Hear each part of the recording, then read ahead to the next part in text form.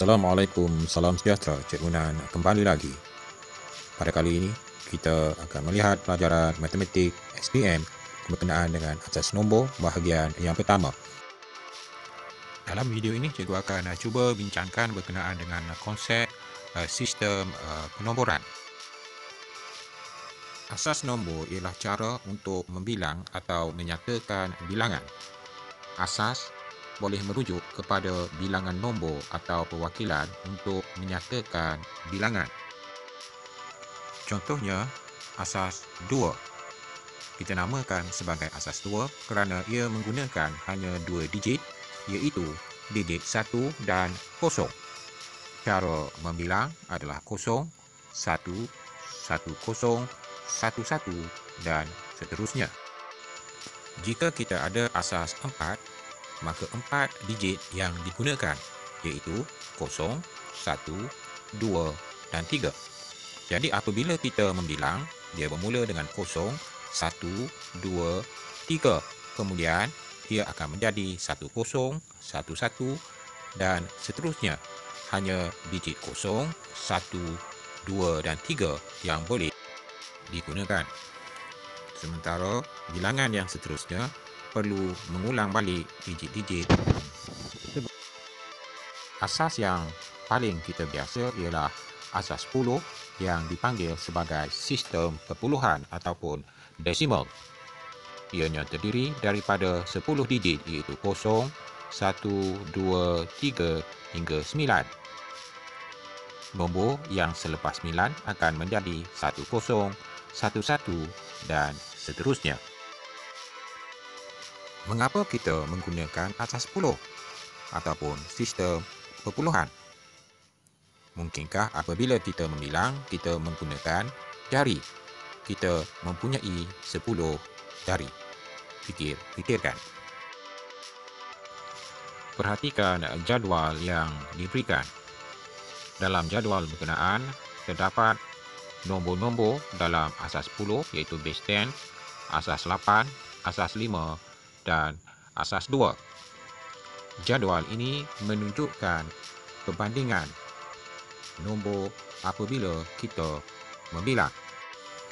Apabila kita menulis nombor dalam asas selain asas 10, kita perlu menulis di bawah nombor berkenaan, subscribe, sebagai asas yang digunakan. Sebagai contohnya, jika nombor itu dalam asas 8, di bawah nilai nombor itu kita letakkan nombor 8 yang kecil selepas nombor.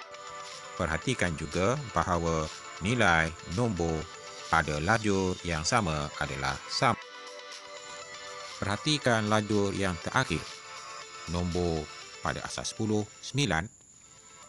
Pada asas 8 ialah 1, 1. Pada asas 5 ialah 1, 4. Sementara pada asas 2, ia adalah 1, 0, 0, 1. Semua nombor-nombor ini merujuk kepada nilai yang sama, iaitu 9 pada asas 10. Sekarang kita akan lihat bagaimana untuk mendapatkan nilai nombor sebarang asas dalam nilai pada asas 10 atau sistem perpuluhan. Kita perlu mengetahui apakah dia nombor itu, apakah dia nilai tempat, dan apakah dia nilai bagi digit yang diberikan. Kaedah yang kita gunakan adalah kaedah cerakinan nombor. Nilai suatu nombor pada asas 10 adalah hasil tambah bagi hasil darab suatu nombor dengan nilai tempatnya, iaitu sigma n t. Katakan kita ada nombor 101 pada asas 2. Perhatikan nilai tempat bermula daripada kanan. Tempat yang pertama bernilai n kuasa 0, diikuti dengan n kuasa 1, n kuasa 2 dan seterusnya. Kalau dalam asas 2, nilai yang paling kanan adalah 2 kuasa 0, 2 kuasa 1, 2 kuasa 2 dan seterusnya.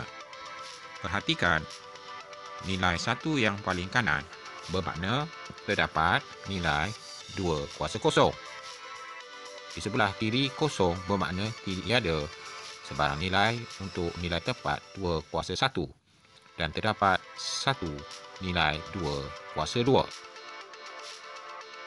Nilai keseluruhan adalah jumlah 1 darab 2 kuasa 2 tambah 0 darab 2 kuasa 1 tambah 1 darab 2 kuasa 0. Dengan itu, nilai 101 pada asas 2 ialah 4 tambah 1 iaitu 5 pada asas 10. Jadi kalau sekiranya kita ada 2, 4, 3 pada asas 5, untuk menentukan nilainya pada asas 10, dia adalah 2 darab 5 kuasa 2 tambahkan dengan 4 darab 5 kuasa 1 tambahkan dengan 3 darab 5 kuasa 0. Maknanya 2 darab 25 tambahkan dengan 4 darab 5 tambahkan dengan 3 darab 1 iaitu 50 tambah 20 tambah 3 iaitu 73. Perhatikan contoh ini, kita ada 1101 pada asas 2. Jika kita hendak mendapatkan nilainya pada asas 10, kena pasti nilai bagi setiap tempat, iaitu yang paling kanan adalah berkuasa kosong, diikuti dengan 1, 2, 3 dan seterusnya. Dalam kes ini, 1 yang paling kanan pada kedudukan nilai tempat 2 kuasa kosong, 0 pada nilai tempat 2 kuasa 1, 1 pada 2 kuasa 2 dan 1 yang paling kiri pada tempat 2 kuasa. Jadi nilai nombor 1101 pada asas 2 ialah 8 tambah 4 tambah 1 iaitu 13. Untuk latihan, cuba jawab soalan yang diberikan. Dapatkan nombor berikut dalam asas 10. Pelajar boleh hentikan terlebih dahulu video ini dan cuba jawab soalan yang diberikan dan bandingkan dengan jawapan yang cikgu berikan dengan menyambung semula video ini. Baiklah, kita diberi soalan 1101 pada asas 2. Kita perlu tukarkan dia pada asas 10. Perkara penting kita perlu ingat adalah nilai tempat pada asas 2, 2 kuasa 0, 2 kuasa 1, 2 kuasa 2, 2 kuasa 3 dan seterusnya. Dalam kes ini, kita ada 1101. Ini bermakna kita ada nilai pada 2 kuasa 3. Kalau nak lebih mudah, kita boleh masukkan nilai bagi tempat ini pada asas 10. Ini adalah 1, 2, 4. Ini adalah 8. Maka kita ada nilai 8. Tambahkan dengan nilai 4. Tambahkan dengan nilai ini 0. Tambahkan dengan nilai 1. Maka 1101 pada asas 2 adalah 8 tambah 4 tambah 0 tambah 1. Jadi nilainya adalah 13. Perhatikan soalan yang kedua. Kita ada 203 pada asas 4. Nilai tempatnya 4 kuasa 0, 4 kuasa 1, 4 kuasa 2, 4 kuasa 3. Dalam kes ini kita ada 203.